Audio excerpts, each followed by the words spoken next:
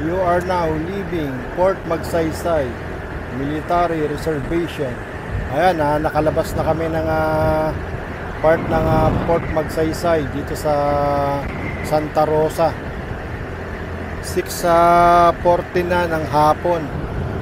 Bago kami nakalagpas dito sa may Port Magsaysay. Kaya siguradong gagabihin na kami sa biyahe.